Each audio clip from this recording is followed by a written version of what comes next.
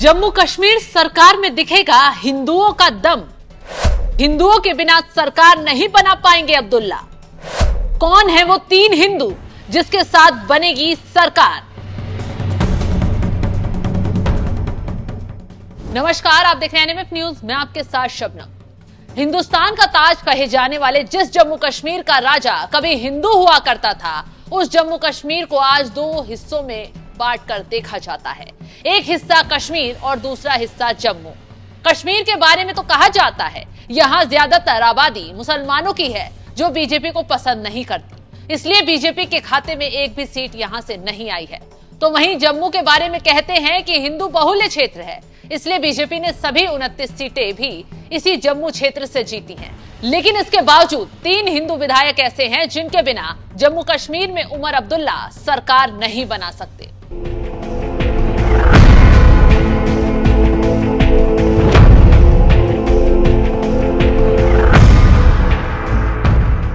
दरअसल जम्मू कश्मीर में उमर अब्दुल्ला की नेशनल कॉन्फ्रेंस और कांग्रेस मिलकर चुनाव लड़ी थी, और जब चुनावी नतीजे आए तो नेशनल कॉन्फ्रेंस को 42 जबकि कांग्रेस को 6 सीटों पर जीत मिली।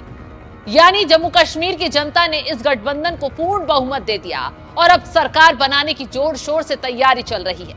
लेकिन सबसे बड़ी बात तो ये है कि ये सरकार भी हिंदू विधायकों के बिना नहीं बन पाएगी, क्योंकि बीजेपी के पास भले ही सबसे ज्यादा हिंदू विधायक हों, 3 हिंदू विधायक ऐसे भी हैं जिनका साथ लिए बिना उमर अब्दुल्ला सरकार नहीं बना पाएंगे।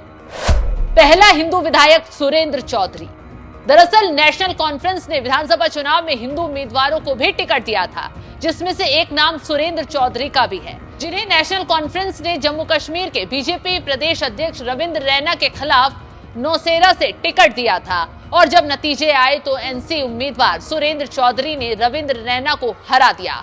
बड़े हिंदू नेताओं में गिने जाने वाले सुरेंद्र चौधरी इससे पहले महबूबा मुफ्ती की पार्टी पीडीपी में थे और 2014 में भी रविंद्र रैना के खिलाफ चुनाव लड़े थे, लेकिन उस वक्त हार गए थे और इस बार एनसी के टिकट पर चुनाव लड़कर जीत हासिल कर ली और अब्दुल्ला सरकार का हिस्सा होंगे। दूसरा हिंदू विधायक है अर्जुन सिंह राजू। नेशनल कॉन्फ्रेंस के दूसरे हिंदू विधायक हैं अर्जुन सिंह राजू, जिन्होंने रामबन विधानसभा सीट से जीत हासिल की है। अर्जुन सिंह ने निर्दलीय उम्मीदवार सूरज सिंह परिहार को करीब 9000 वोट से हराकर जीत हासिल की है, जबकि बीजेपी उम्मीदवार राकेश सिंह ठाकुर तीसरे नंबर पर रहे। वैसे इस सीट पर पिछली बार बीजेपी को जीत मिली थी, लेकिन इस बार बीजेपी ने यह सीट गंवा दी और अर्जुन सिंह जीत हासिल कर नेशनल कॉन्फ्रेंस के दूसरे हिंदू विधायक बने। अर्जुन सिंह राजू भी अब्दुल्ला सरकार का हिस्सा होंगे। तीसरे हिंदू विधायक प्यारे लाल शर्मा। अब्दुल्ला सरकार में शामिल होने वाले तीसरे हिंदू विधायक है प्यारे लाल शर्मा, जो जम्मू की इंदरबाल विधानसभा सीट से निर्दलीय चुनाव मैदान में उतरे हैं और निर्दलीय उम्मीदवार गुलाम मोहम्मद सरूरी को हराकर करीब 650 वोट से जीत हासिल की है, जबकि कांग्रेस उम्मीदवार मोहम्मद जफरुल्लाह तीसरे स्थान पर रहे हैं। निर्दलीय चुनाव जीतने वाले प्यारे लाल शर्मा ने भी अब्दुल्ला सरकार को समर्थन देने का ऐलान कर दिया है। यानी सुरेंद्र चौधरी, अर्जुन सिंह के साथ ही प्यारे लाल शर्मा तीसरे हिंदू विधायक हैं जो अब्दुल्ला सरकार में शामिल होंगे। अब ऐसे में सबसे बड़ा सवाल यह है कि तीनों हिंदू विधायकों में उमर अब्दुल्ला किसे अपनी सरकार में मंत्री बनाते हैं। वैसे आपको क्या लगता है, तीनों हिंदू विधायकों में अब्दुल्ला किसे मंत्री बनाएंगे? अपनी राय हमें कमेंट कर जरूर बताएं। साथ ही जीत के बाद उमर अब्दुल्ला ने क्या कुछ कहा, आइए आपको सुनवाते हैं। ऐसी हुकूमत बने जो उनकी उम्मीदों पे उतर आए और उनकी उम्मीदों के मुताबिक काम कर सके। अब ये हमारी जिम्मेदारी बनती है। नेशनल कॉन्फ्रेंस, कांग्रेस, सीपीएम, हमें लोगों का ताउन हासिल हुआ है। अब हमारी जिम्मेदारी बनती है कि हम लोगों के लिए जो है काम करें और जम्मू कश्मीर को इस दलदल से निकालें। हमारे लिए अब अब ज़रूरी ये बन जाता है कि मरकज़ के साथ एक रिश्ता बनाएं, एक रास्ता कायम करें, ताकि जम्मू कश्मीर के जो मुश्किलात हैं, मुतालबे हैं, परेशानियां जो हैं, उनको हम हल करना शुरू करें। क्या हम इसमें ये भी कह सकते हैं, क्योंकि जो उमर अब्दुल्ला का इस वक्त बिहेवियर था, जो एक ट्यून था बात करने का लोगों के दिल के साथ, कि भैया पिछली बार अगर कुछ प्लस माइनस हुआ है, कुछ गलती हुई है, उसका अजाला हम करेंगे। उसका जो मेन था। मैं इस सवाल का जवाब दे नहीं सकता हूँ। इस सवाल का जवाब तो आपको वोटरों से लेना होगा।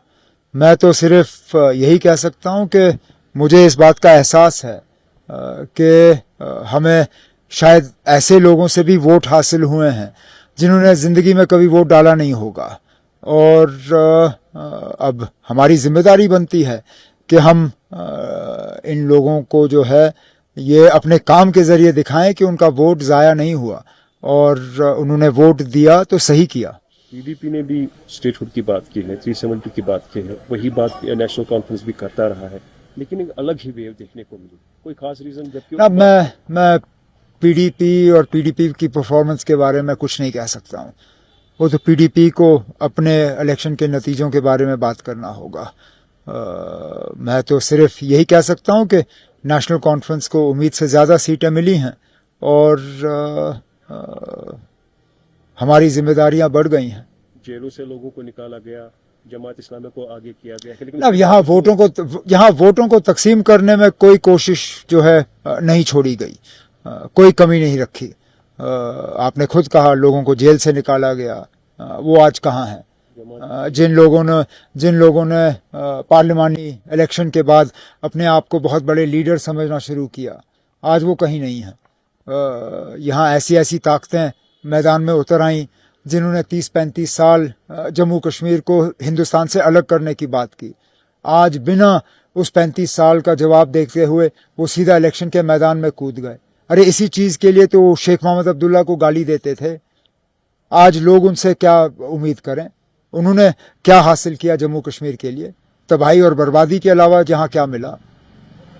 क्या 10 साल लोगों के जज्बात के साथ खेला गया, खासतौर पर जो हमारी अब मैं अब इन चीजों में नहीं पढ़ूंगा ना। अब खामखा झगड़ों में उलझना, वो भी उस दिन जिस दिन इलेक्शन के ऐसे नतीजे आए।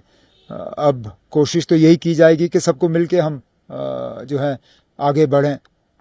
मुझे इस बात का एहसास है कि हमारे अलायंस में जम्मू का एक अच्छा खासा हिस्सा है जिसकी आवाज़ वहाँ होगी नहीं। अब जो हुकूमत बनती है आने वाले दिनों में, उनकी एक बहुत बड़ी जिम्मेदारी ये भी होगी कि वो जम्मू के लोगों को ये एहसास ना होने दें कि ये हुकूमत उनकी नहीं है। जम्मू के जिन बेल्ट्स ने बीजेपी की मदद की, अब बीजेपी इस हुकूमत में शामिल है नहीं, लेकिन उन लोगों को ये नहीं लगना चाहिए कि वो इस हुकूमत में शामिल नहीं है।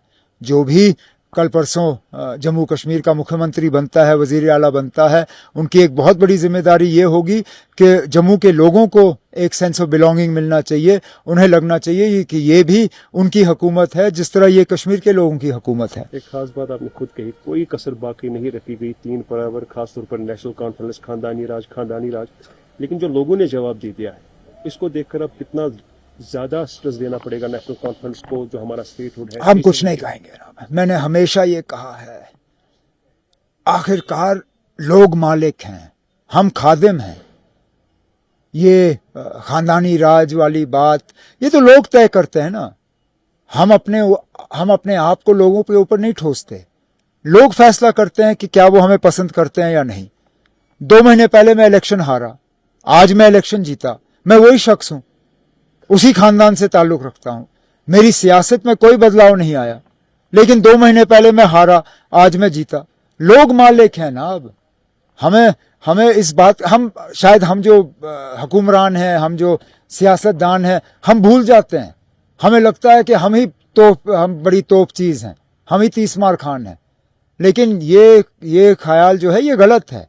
यहाँ लोग मालिक हैं, लोग तय करते हैं। हम तो सिर्फ यहाँ लोगों की खिदमत करने के लिए आते हैं, और इस चीज को हमें याद रखना होगा। जिस हिसाब से मेजॉरिटी आ गई, मतलब शायद तवक्कात जो थे उससे ज्यादा नेशनल कॉन्फ्रेंस को आज मिला है, तो इसमें कितना आगे अब जिम्मेदारी होगी लोगों के लिए वो काम करना जो जख्म अभी है। कुछ खास मुद्दे ऐसे होंगे जिसके लिए लोग शायद तवक्कात रखते हैं। मैंने पहले ही कहा कि हमारी जिम्मेदारियां बढ़ गई हैं और बहुत कुछ करना है।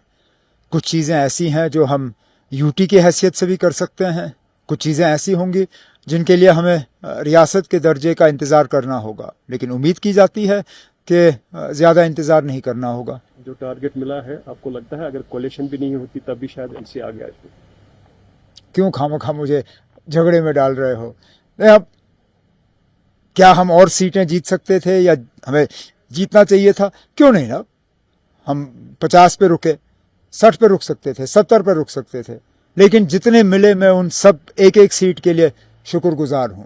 और ठीक है ना, कुछ नहीं मिले ना, अगली बार। सबसे परेशानी ये थी कि जो नॉमिनेशन कमेटी बैठी जाएगी 5 लोगों की, उनका इत्मीनान किनको होगा? अब शायद वो चैप्टर बंद होना चाहिए, क्योंकि अगर बीजेपी इन 5 को नॉमिनेट कर भी लेती है तो क्या फायदा, उनको आप ऑपोजिशन में बिठा रहे हो, और क्यों खामखा इस झगड़े में पड़ना, क्योंकि ये मामला फिर अदालत के सामने जाएगा और खामखा हमारे और मरकज के रिश्तों में एक थोड़ी सी खटास आ जाएगी। अभी एक नया रिश्ता कायम करना है, क्यों लड़ाई से ये रिश्ता शुरू करें? बेहतर यही होगा कि एक अच्छे माहौल में ये रिश्ता बने। तो वही किया जाना चाहिए जो जायज है, और जायज ये है कि हुकूमत जो है रेकमेंड करे और एलजी साहब उस रेकमेंडेशन पे अमल करे। बहुत अच्छी बात है, रिश्ते नए तरीके से शुरू किए जाए। तो साथ साथ में आपको लगता है नेबरिंग कंट्रीज के साथ भी ताल्लुकात? आप फिर मुझे झगड़े में उलझा रहे हो। 15-16 बड़ी अच्छी बात है कि जयशंकर साहब पाकिस्तान जा रहे हैं। अब देखते हैं कि ये सुषमा स्वराज जी के बाद ये पहली मर्तबा है कि फॉरेन मिनिस्टर पाकिस्तान जा रहे हैं।